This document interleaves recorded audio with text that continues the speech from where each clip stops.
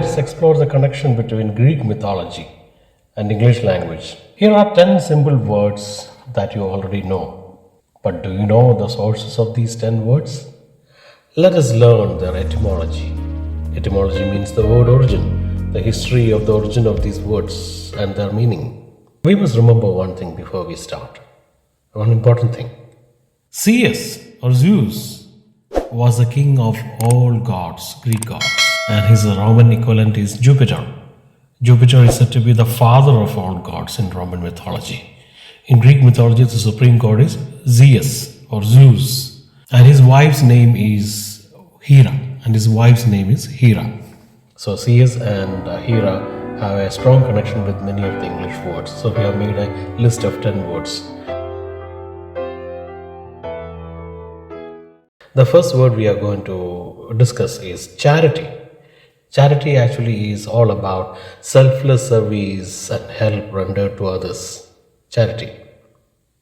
So in Greek mythology, charis was one of the many graces. Graces with a capital letter G. Graces actually means blessings.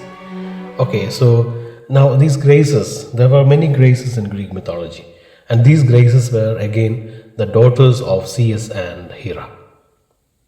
And who are they? These graces were the goddesses of kindness, charm, beauty, abundance, life, creativity, nature, fertility, and so many things. These graces were the daughters of Zeus and Hera. So let's count grace as a second word. The first one is charity. The English word grace, gracious, graceful, all these words have their origin in Greek mythology actually. And the graces were the daughters of Hera and Zeus. The third word we have selected now today is chronology. Chronology. Chronology means it refers to the order of events in time. Also another word, chronic. Chronic and chronology are again connected. Chronic means something that is fatal, lasting for a long time, especially when we talk about illness and disease, chronic illness we say. Both the word chronology and chronic comes from the Greek word chronos. Chronos was the Greek god of time.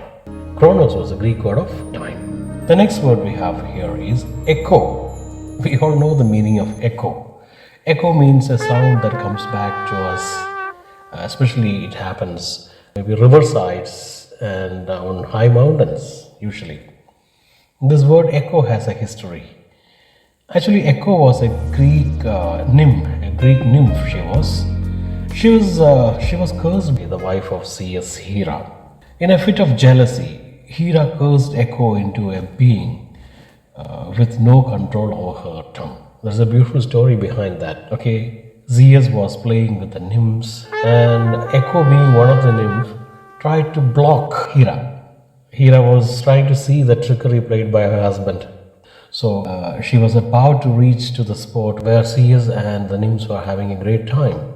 So seeing the arrival of Hera, the wife, Echo blocked her with a long chattering. And within the time, other nymphs escaped from her sight. But later Hera came to know about this trickery played by Echo, and she cursed Echo.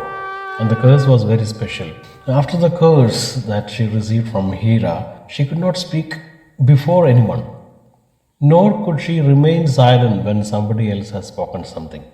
So that was a strange curse. Later the story goes on to say that Echo fell in love with a beautiful boy called Narcissus, and Narcissus is a symbol of self-love. He was always looking into the river, enjoying his reflection, all the story we know. So Echo was trying to communicate her love to this Narcissus, but Narcissus could not understand anything. So Echo was pining away in her love. She was not able to communicate her love, and in her intense love she disappeared. Only thing that lasted was her voice. Echo lost her presence, but her voice was still lasting. So the word echo contains beautiful legendary story behind. The next word we have selected is phobia. Phobia actually is a psychological term. It speaks about an irrational fear.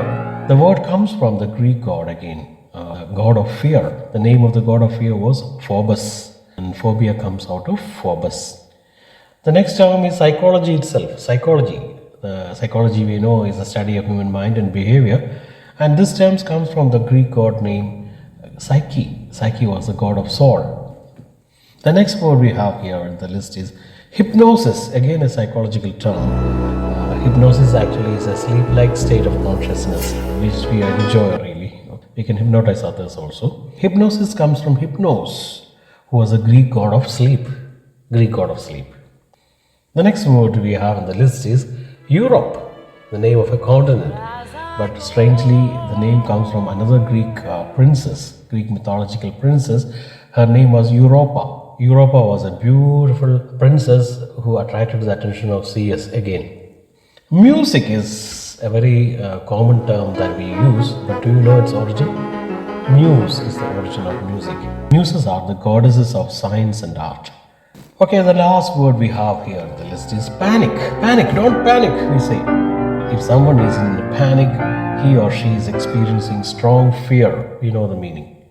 But do you know the history behind panic? Pan, Greek god Pan, and he could make any human to flee from dangerous situations. So whenever the Greek god Pan wants to frighten people, he can frighten very easily. So these are the words which we have included today. Thank you very much.